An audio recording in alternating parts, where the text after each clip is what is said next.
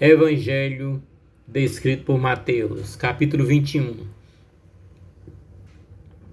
Ao se aproximar de Jerusalém, chegaram a Betfagé, no Monte das Oliveiras.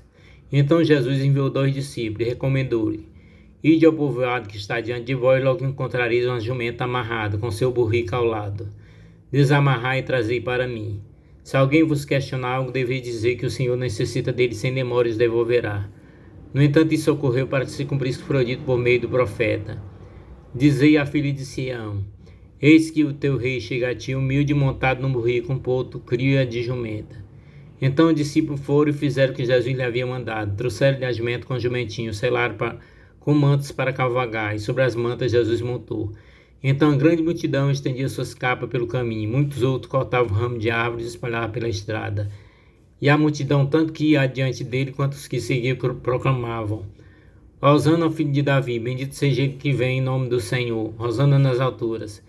Assim que Jesus entrou em Jerusalém, toda a cidade ficou alvoroçada e comentava: Quem é este? Então as multidões clamavam: Esse é o profeta Jesus, vindo de Nazaré da Galileia.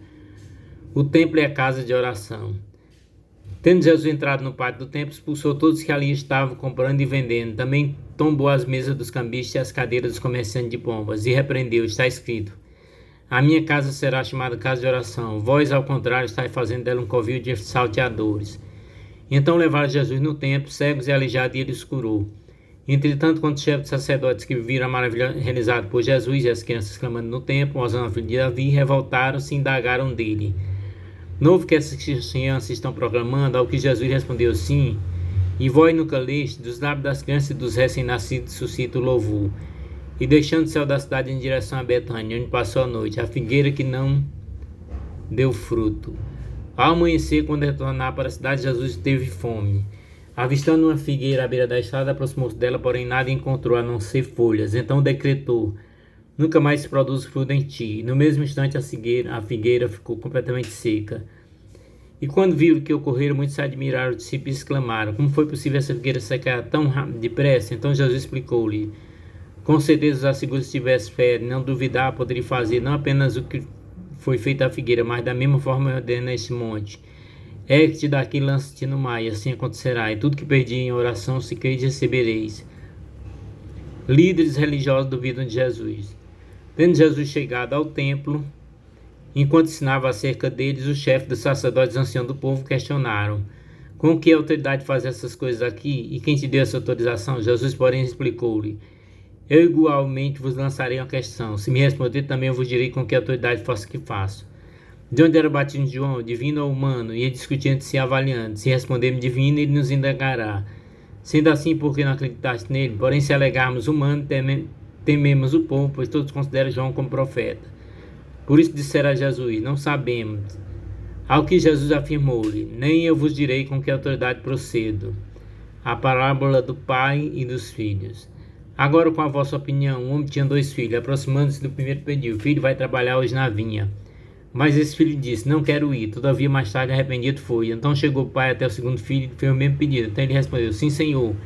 Mas não foi. Qual dos 2 foi a vontade do pai? É o que responderam primeiro. Então Jesus revelou: Com toda certeza vos afirmo que os publicanos e os prostitutos estão ingressando antes de vós no reino de Deus. Porquanto João veio para vós mostrando o caminho da justiça, mas vós não acreditaste nele. Em compensação, os cobradores de impostos e meretrizes creram. Vós, entretanto, mesmo depois de presenciar tudo isso, não vos arrependeis para acreditar nele. A parábola dos vinicultores maus. E mais atento a essa parábola, havia um certo proprietário de terras que plantou um campo de videira, ergueu uma cerca ao redor delas, construiu um tanque para prensar as uvas e edificou uma torre. Finalmente arrendou essa vinha para alguns viticultores e foi viajar.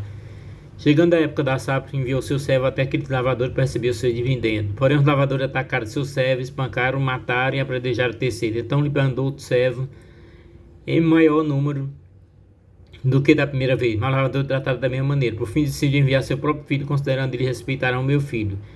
Contudo, assim que o lavador vira o filho, tramaram em si: Esse é o herdeiro, então vamos nos unamos para matar, apoderar de sua herança. Assim eles arraram, jogaram para fora da plantação da videira e assassinaram. Sendo assim, quando vier o dono da vinha, que fará com aqueles lavadores? Diante disso respondeu: Ele destruirá esses perversos de forma terrível e arrendará seu campo de videiras para outros cultivadores que lhe enviem a sua parte no devido tempo das colheitas. Então Jesus lhe inquiriu: Nunca leste nas Escrituras, a pedra que o construtor rejeitaram tornou-se a pedra angular. Isso procede do Senhor, sendo portanto maravilhosa para nós. Por isso eu declaro que o reino do céu será retirado de vós para ser entregue ao povo que produz fruto digno do reino.